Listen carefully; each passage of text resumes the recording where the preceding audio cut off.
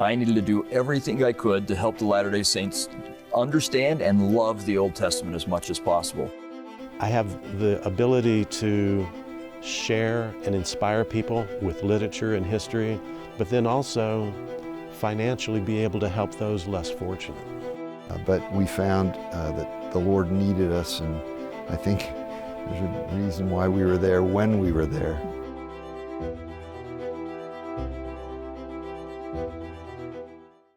Hello and welcome to Latter-day Profiles. I'm Brian Howard. We're here on the campus of Brigham Young, University of Idaho, and joining me today via Zoom is Clint Pulver. Clint, welcome. Good to have you. Thank you, Brian. Hello, everybody. Good to be here. Clint is in the exotic locale of Pleasant Grove, where it is home, but he's been traveling all over the place, as Clint does. He is a motivational speaker and author. His book, I Love It Here, the subtitle, How Great Leaders Create Organizations Their People Never Want to Leave, which we'll want to talk about that. Also, professional drummer, has done lots of things, very talented musician, and as well as started an organization for the Center for Employee Retention, which in today's world is a big deal. People want their employees to stick around in a market that's pretty tight. So I watched your video that you'd created about, a real transformational experience when you were a kid. You grew up and were a little fidgety. Maybe I start out with that. Tell us about that. You were a kid, and I know that's I guess now we have fidget spinners, all right, or something like that. Those are passe too as well.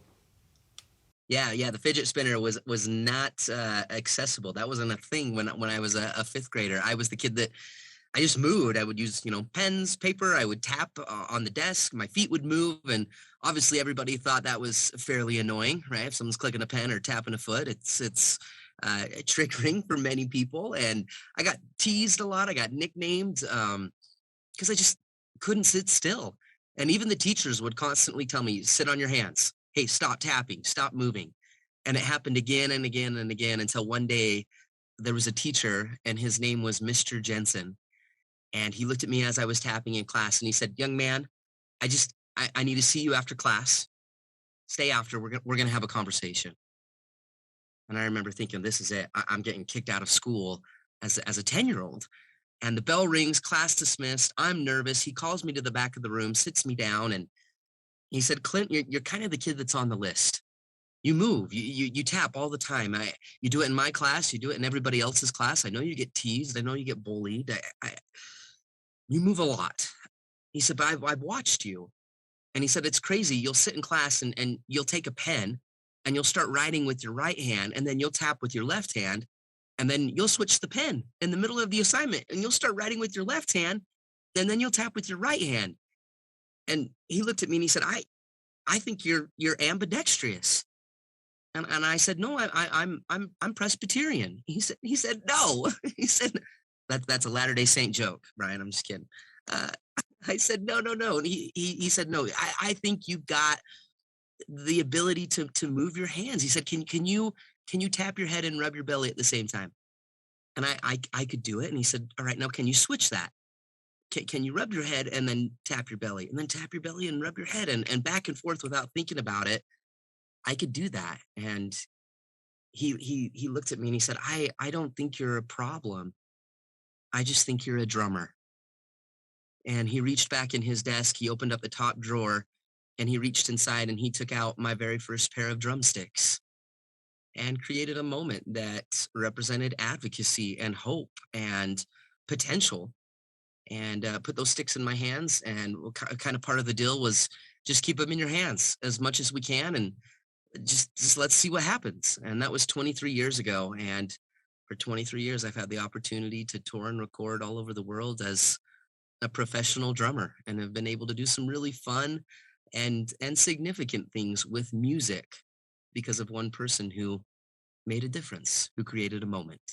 By the way, you turned that into a short film, which I watched, which Emmy Award-winning, very nicely done, called Be a Mr. Jensen. I think it's what it's called. So Google it. It's a great watch if you want to see that.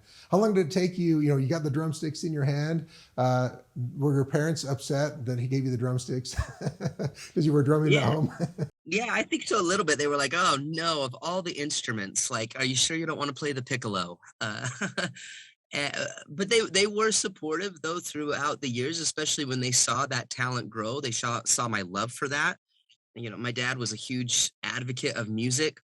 My mom was a huge advocate of my dreams, and I think eventually they realized, okay, this is sticking. This is something he's gonna pursue. He's also fairly good at it, and over time they realized, okay, this is a part of his story.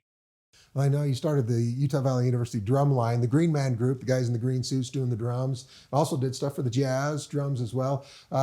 Did it take you long? Obviously, you drummed through, grade school, high school, and I think this is what got you some scholarship money, right, for your musical talent. Is that right? Yeah, absolutely. My whole college education was paid for through music scholarships in one way, shape, or the other, whether I was working in music or actually got scholarships from the university to play.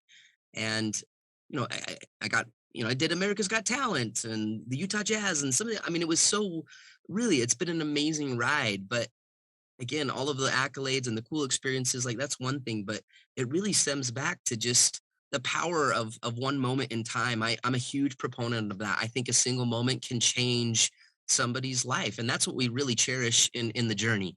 If you look at your life and what makes it a great story, it's the moments. We don't remember the days, we remember moments. And I'll be forever grateful for that one moment that he designed that changed everything. Well, some people would be happy with just learning to play, but you're kind of like the take charge kind of guy. You started the drum line. How did that get started? You say one day, hey, it would be cool to get a group together. How did you do that? I've always loved the quote, dream more while you're awake. Um, and that inspired me. And I heard that in college. I don't know the exact source of where that stems from, but it stuck with me. And I think we need to do that. The Mark Twain quote, there's two important days in a person's life, the day you're born and then the day you figure out why. I don't know if that's totally attributed to him, but again, another quote that I loved. And school and the university setting really taught me how to dream more, how to take action, how to build a resume, not just get a degree. And I remember sitting in English class and I was just kind of bored and I started doodling just these characters. And I loved Blue Man Group and some other drum groups that were just creative in nature. And at the time, Utah Valley University, where I attended school, didn't have a drum line. And I was a part of student government. And I just posed the question, wouldn't it be cool if we had a drum line? We played at the basketball games or different sporting events or college activities on campus. And some people loved the idea, some people didn't. And Matthew Holland was the president of the university. And I remember I took this drawing in and met with the president of the university. I slid it across his desk and I said, what do you think? I said, what if we had this exciting drum line, talented musicians, school students, we put them in these green suits. Nobody knew who they were. They can't talk, but they're just amazing drummers. And the hype and the excitement and the atmosphere that could bring. And I remember he sat there, he looked at it, and then he looked back at me and he said, let's do it. And that was another moment where, again, somebody believed in the potential. They believed in the possibility. And from there, the first two green men, the first three, I was the first one, and then second was my roommate, and then the third one was my other roommate, who I kind of taught to play the drums. And that's where it started. And today it's one of the most noticeable and recognizable unique drum lines in the country, and it provides around 20 to 25 full tuition scholarships for students now at the university, and they're absolutely amazing. And again, because somebody believed in me and fueled the idea and saw the possibility and supported that reality of the Green Man Group. So That's kind of one of that got to feel to the pay it forward, right? So you were able to do it, but yet it continues to pay all these years later. I didn't realize that's a lot of scholarships. That's pretty impressive. yeah, it's amazing to see what's come from that, and the lives that have been impacted, and how many more musicians are now able to go and pursue higher education through doing what they love, through their skills, through their talents, and to fuel the percussion world, the drumming world. I'm all about that. Well, you're a musician in college. Was that your pursuit? Were you thinking, this is my professional career, I'm going to do something else? Do you have an idea in mind? This is what I'm going to be when I grow up, kind of thing? Yeah, at first, college and the university life was not really on the docket. For me, I wanted to go to flight school. Being a helicopter pilot was the dream. I was literally the kid that had every toy helicopter and toy airplane you could buy from Toys R Us that was hanging in my ceiling as a young kid. And I wanted to fly. As much as I loved music, I don't know, there was just something about aviation. And I actually graduated high school with my private pilot's license, and then went and served a mission. After that, I had a year after I graduated, went and served 2 years in the far and exotic land of Boise, Idaho, which was life-changing. I absolutely loved it, and came home. And so at this point in the story, I was 21. I had to renew my driver's license. And I went into the DMV, and I'll never forget, I handed my paperwork in, and the lady starts thumbing through everything. And then she tells me to go and put my head in the little black box to test for the vision.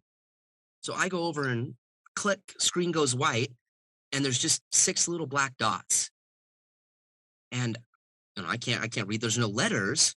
And I looked at the lady and I said, I think the machine's broken. She said, no, you got to push harder. It's not broken. So I go in the second time, click, screen goes white, same thing, 6 black dots. She eventually comes around the corner and just pushes me out of the way, puts her head in the black box, and then she read out loud, CKGELFWZYN. And I remember looking at her, she looked at me and she said, can you read? And I said, yes. I said, of course I can read. And then she said, then honey, I think you're blind.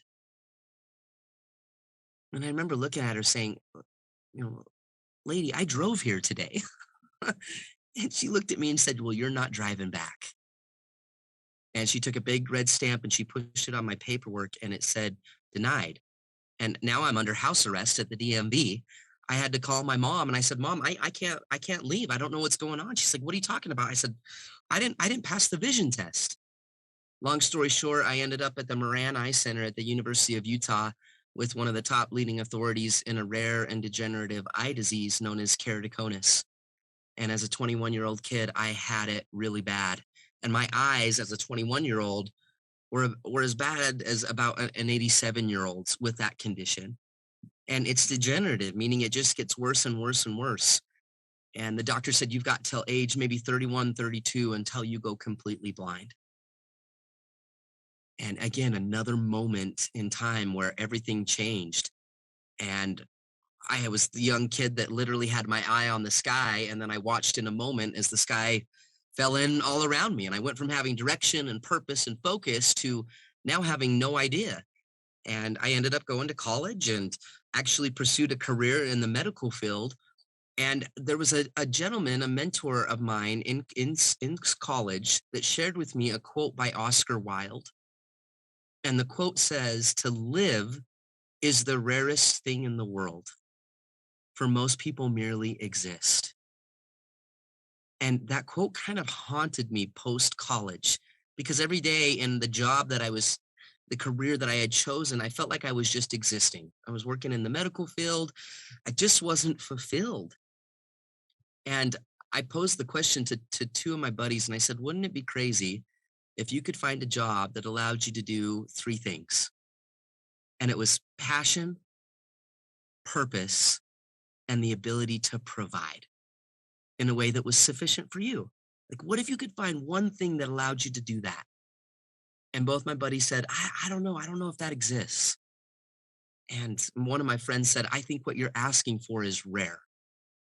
Look at certain, careers and certain jobs, and some people are strapped for cash, or they feel like they're doing, they're doing something they love, but they struggle to provide. Or maybe it's a job where they make a lot of money, but it's not full of passion or purpose. And again, he said, I think what you're asking for is rare. And it triggered that quote by Oscar Wilde, to live is the rarest thing in the world. And 2 weeks after that, I quit my job. I quit my job in the medical field, and I pursued this avenue that I'm currently now in, which is the life of a professional keynote speaker, where I was able to combine drums and my love of potential and possibility and people and connection. And now looking back, I learned, as much as I wanted to fly, I really did. I learned that sometimes good things fall apart so that better things can fit together. And so that's kind of that story of we fail our way to success, and yeah, that dream didn't necessarily come to pass, but better things did. And I was still able to write a great story. Yeah, isn't that great? Sometimes what you expect is good, but there might be something better right around the corner if things don't go exactly the way you thought they would. Well, you've pursued this. You found a particular niche that's very interesting. I was reading and watched a video of your undercover millennial, and I don't know which came first, but you wrote this book, I Love It Here, about how to retain people in the workplace and how to make a better work environment so people actually like to work for you. But tell me about that. So I read, you went and visited, and what CEOs think is going on in the companies is not necessarily what the employees think is going on in the companies. How did that come about? Yeah, I was a part of a mastermind group in New York City, and this was right as I was out of college, and I had the opportunity to go and meet with other leaders in the hustle and bustle of New York. And one of the specific leaders owned a large sporting good retail chain, and he was talking about how they've had to adapt over the years, and if you don't adapt to the current marketplace, you're gonna die. You're gonna go irrelevant in business. And then I said, so what about how you deal with people, how you manage? Have you felt the need to change there? And he fired back and he said, nah, there's no need to change with people. The way I manage today is the same way I managed 20 years ago, and we get results. And I remember thinking, okay, he feels the need to change how he does business, but he doesn't feel the need to adapt when it comes to people. And I remember I was in his store and I looked around and all of his employees were my age or younger. And I thought, I wonder if they would say the same thing. I wonder if they would have the same story. I wonder if they would think the same things. And so I thanked him for his time. We had 45 minutes to kill until I needed to be to the next place. I had nothing else better to do. So I just walked up to an employee, and I was wearing a backwards hat. I had a hoodie on. I was just a normal customer in the store. And I walked up to that first employee and I said, I'm just curious, what's it like to work here? And the employee got kind of quiet, started to look around, and he leaned over and he said, I can't stand it here. I mean, I literally feel like I'm a cog in a wheel. I don't even think my manager knows I'm here right now. And I remember thinking, well, then why are you still working here? And he said, oh, I've already applied to 3 other places. As soon as I get a chance to leave, I'm gone. I thought, huh. And then I went and asked another employee, and then another, and another, and another. And at the end of that 45 minutes that I had, I interviewed 6 of his team members. And at the end of those 6 conversations, 5 out of the 6 of his employees said they would not be working for this guy in his store in less than 3.5 months. And I learned it was, again, another powerful moment, that the perception of leadership versus the reality of the employee experience is sometimes night and day different, because there's not a lot of an incentive for an employee to really go up and speak their truth, to go up to the manager, to go up to the leader and say, hey, I think you could do better at this. Or, hey, just so you know, every time we win as a team, you take all the credit. Or every time we lose as a team, you blame everybody else. Most employees don't say that. Instead, they just leave 3 months later. And it leaves the leader scratching their head saying, I never saw it coming, or oh, it's just so hard to find good talent these days, or nobody wants to work. And I found that maybe it's not so much they don't want to work, but maybe they don't want to work for you. And that was the day that I started the Undercover Millennial program. It's kind of like Undercover Boss without the makeup. I would go undercover into organizations as a millennial. That's the generation I was born in. And I would walk into a McDonald's, a Chick-fil-A, a Walmart, a Verizon store, all these different entities as someone who was looking for a job. And I'd walk up and say, hey, I'm just curious, what's it like to work here? And that's all it took. And the employees would tell me everything. And it was unscripted. It was real. It was authentic. And it was valuable. And I remember, man, if the leadership could hear this and understand this. And we've done that for 5.5 years now, and I've worked with hundreds of organizations and have had the opportunity to interview thousands of employees undercover. And the magic of the research was found not when an employee was dissatisfied. The magic was found when an employee would say, I love it here. I love my job. And that was the title of the new book that just recently came out. Well, it's actually almost been a year now. It's crazy how time has flown by. But I titled the book, I Love It Here: How Great Leaders Create Organizations Their People Never Want to Leave. And it's been an amazing ride, and it's been a really neat journey to see how leaders have applied that to decrease that perception gap and be better for their people. Well, I know this is really taken off, but all had a wrench thrown into, especially things like this. Keynote speakers, when COVID came along, things have changed. Things are picking back up. How are things going for you now that we're mostly able to gather together again and be able to hit the road and go do these kind of keynote speeches? Yeah, things are picking up. It definitely has been a very hard last 2 years. I mean, I'll never forget March 6, 2020, when the world just stopped and everything that we had booked just canceled. 32 events just canceled in a matter of 3 days. And I went from having a career and an industry that to literally nothing. And we had to get creative, and we created a full virtual studio and started giving virtual presentations. And man, it's been difficult, but now we're coming back and we're getting out of this, and we're on a world tour right now and traveling to corporations across the country, sharing this message. And right now, retaining talent, keeping talent, looking and knowing how to find good talent is needed now more than ever. So again, sometimes good things fall apart so that better things can fit together. And that's totally been this case. Well, I want to ask you, underlying thing under everything, of course, that we're talking about is, the gospel of Jesus Christ, and what you share with people here, wonderful principles, but they cross over right in personal life and in your own life and in your life as far as, your religious beliefs. How has that impacted what you do and your pursuit of your career? Everything in that book that you're holding, Brian, is the gospel of Jesus Christ. Everything. It is written in a secular manner, but it is all the teachings of Christ. How to connect, how to love, how to mentor, how to advocate, not just develop. How do we collaborate? How do we listen better? How do we create places where people like themselves best because they're here? And Christ was the greatest example of that. And many times in writing the book, it was inspired. I prayed about it. I wrote much of that book in the primary room at our local church. It was the place. We've got 2 little kids, and it's just crazy at our house. And I needed a place where I could go and think. And I'd head over to the church. The gospel of Jesus Christ, everything that I am, everything that I strive to do is all a tipping point to that. It all points back to Christ.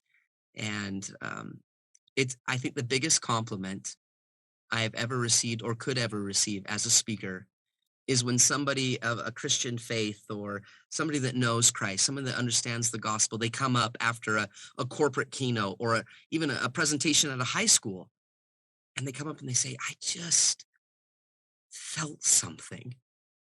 And and what you're like, do you know Christ? I just feel like you know Christ. And they don't know that I'm a member of the church or a Latter-day Saint. They don't, but they felt that. And it's because everything that I know and everything that I've experienced and the positivity of great workplaces and great environments, great churches, great wards, it all points back to the gospel of Jesus Christ. So everything that I am, everything I write about, everything I do is all because of Christ. It all points back to Christ. Clint, at this point, you talked about existing versus living with what you found as a career. It sounds like at this point you feel like, yes, you're living, you found that thing, the rarity where you can enjoy, provide, and also have a real purpose. Is that the way you feel about it? Don't mean to put words in your mouth, but it seems like that's the way you feel about what you're doing right now. Absolutely. The day I quit my job was the day I started living. And there's a very spiritual part of that journey as well. I remember sitting in the OR and just contemplating this decision. And there was a very sacred moment where I had a conversation that was, it's very sacred. It was a covenant between the Lord and I. It was literally a promise that I made that if He supported me in this decision, that I promised that whenever He called, whenever He asked in any way, shape, or form, I would be there. If I need to go do a fireside, if I needed to, travel to Rexburg, Idaho to speak to a youth group or a state group, like the promise was, I need you. I need you, and members of this church need you. This is the whole reason why I'm here on this show today. Like, this is just part of the deal. And for those of us that have made those covenants to consecrate our time, our talents, everything the Lord has blessed us with, I think there's moments in our lives where he will see if we really mean it. And every time that I have put him first and I have held that promise, I have kept that promise, he has blessed me tenfold, not always with wonderful, grandiose things. Sometimes those blessings have come through trials or difficulties, but he has supported me and blessed me, and again, helped me write a better story. Christ was the best thing that I ever could have invested in. He's made more out of my life than I ever could on my own. And putting him first in everything has made all the difference and will continue to do so. The best investment I've ever made is an investment in Christ. I appreciate you taking the time, Clint. It's so good to talk with you. People want to find out more, they can find your website, clintpulver.com, CLINTPULVER. Make sure they get that right. And also the book, I Love It Here. Great stuff. I've enjoyed looking it through and watching the videos on your website. So, Clint, thanks for taking the time. I really appreciate it. Yeah, it's an absolute honor. Thank you, Brian.